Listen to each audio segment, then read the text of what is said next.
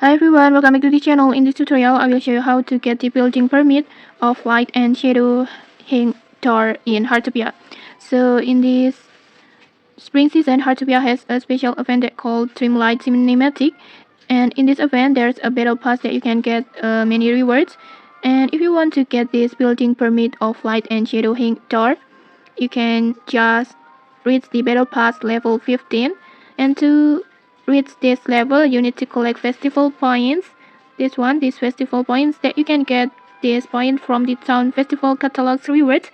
They're available every week. This one just do the all tasks and get the points, and after that you can also get the festival points from the town festival limited collections. This one you can get the any points over here, and then you can also get the point from the resident request or daily quest.